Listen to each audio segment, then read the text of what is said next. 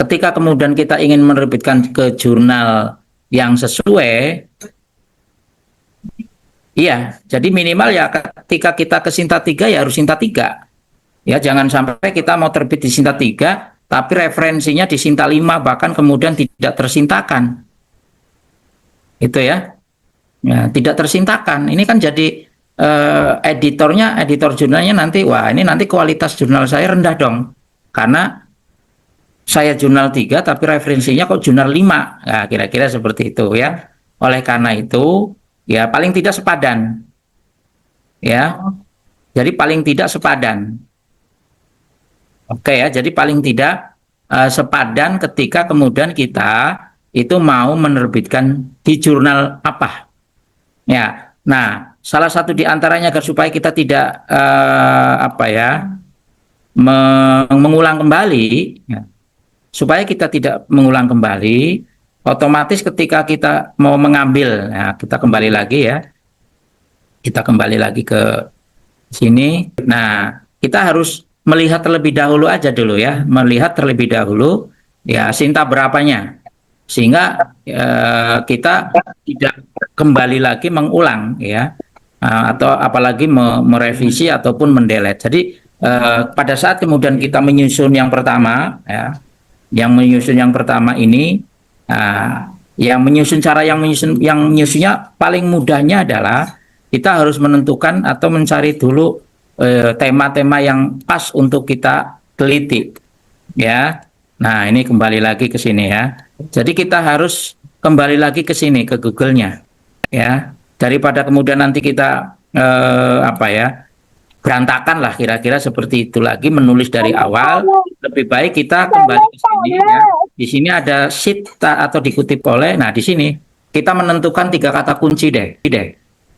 Ya. Misalnya peran kepala sekolah. Ya, peran kepala sekolah. Ya, kemudian apa? Nah, di sini terserah ya, mau sikap mahasiswa atau sikap siswa atau motivator atau motivasi misalnya. Nah, tinggal kita klik ya. Kan kita sudah ya, tentang khususnya 2005 11 malam ya. Nah, mau ngajak Mas Adit atau Mas Adit mau ini lah. 11 malam. Iya, ikut nongkrong. Apa namanya, sikap siswa, apalagi ya, misalnya motivasi misalnya. Nah, ini kita sembarang saja ya. Nah, ini nanti akan muncul. Jadi sebelum kita misalnya mau ngambil ini, ya kita telusuri aja dulu bahwa ini Sinta berapa nih. Itu akan lebih mudah ya. Dan tidak akan mengulang nantinya. Nah, ini Arjuna ya, wah. Kalau misalnya kita klik di sini sebelah kanan kok nggak ada, nah di sini biasanya ada indexing. Nah, indexing kita klik, application proses akreditasi jurnal masih proses nih. Kalau masih proses jurnal, berarti kita tinggalkan, cari lagi aja. Intinya banyak sekali ya, banyak sekali jurnal-jurnal yang terindeks. Dengan catatan, ketika kita mau mengutip yang seperti ini, ya mengambil seperti ini kelihatan di sini bahwa ini adalah jurnal, bukan repository ya. Ini jurnal, perilaku komunikasi dan motivasi kepala sekolah dalam meningkatkan. Nah, ini jurnal. Dan kemudian kita bisa melihat bahwa apakah ini masuk dalam, nah ini repository, tinggalkan ini ya. Ini kata-kata repository walaupun sini ada jurnal. Nah, ini Unismu, motivasi, ya kita klik aja dulu ya. Nah, ini sudah ada. Oh, ternyata indeksasinya masih belum. Berarti ini jurnal baru kayaknya ya, jurnal baru, indeksasinya ada di mana. Kita klik untuk mengetahui kualitas dari jurnal itu sendiri. Nah, ini ada biasanya. Oh, berarti ini masih baru ya. Ini masih baru. Nah, kalau masih baru seperti ini, ya otomatis untuk sementara kita jangan menggunakan itu. Karena apa? Karena kita akan menerbitkan artikel tulisan kita itu ada di jurnal Sinta 3 ya. Kalau sudah di Sinta 3 kemudian kita nggak ada yang Sinta, itu biasanya editor tidak tertarik gitu ya. Editor itu sudah tidak tertarik. Tapi kalau kemudian jurnal-jurnal yang kita kutip sebagai referensi adalah jurnal apalagi Sinta 2, Sinta 3 itu akan sangat bagus. Bahkan kalaupun misalnya nanti ada revisi-revisi, editor juga akan dengan senang ya memberikan umpan balik agar supaya direvisi, karena melihat bahwa jurnalnya ini sangat terupdate ya, sekaligus terakreditasi Sinta ya, beda kemudian dengan yang tidak tersinta. Oke ya, jadi hal-hal yang penting yang tentu dalam konteks bagaimana menulis ya, ini berlaku juga untuk menulis tesis ya. Jadi kalau menulis tesis yang saya sering lihat dalam satu halaman sama sekali itu nggak ada referensinya. Apakah ini karya tulis ilmiah atau bukan, atau jangan-jangan ya novel ya? Kalau novel sih nggak apa-apa karena itu kan sifatnya adalah narasi kita ya. Nah sementara kalau karya tulis ilmiah ya harus ada referensinya ya. Oke, nanti saya share ininya ya, saya share PPT-nya. Kemudian kalau untuk prompting itu ya yang penting kita sudah terbiasa ya, terbiasa memerintah GPT yang seperti apa ya. Kalau misalnya ya sering, loh ini kok ada nomor 1, 2, berarti itu kalau bisa subheadingnya yang tidak ya. Nah kemudian kira-kira seperti apa yang harus dilakukan. Terus itu kita olah, kita edit gitu kan. Baru setelah kita kita olah. Nah, gimana agar supaya kita menampilkan tabel? Nah, gitu kan. Ini kan belum ada tabel-tabelnya. Nah, biasanya kalau di jurnal ya, tabel-tabel itu adanya di hasil dan penelitian itu bisa.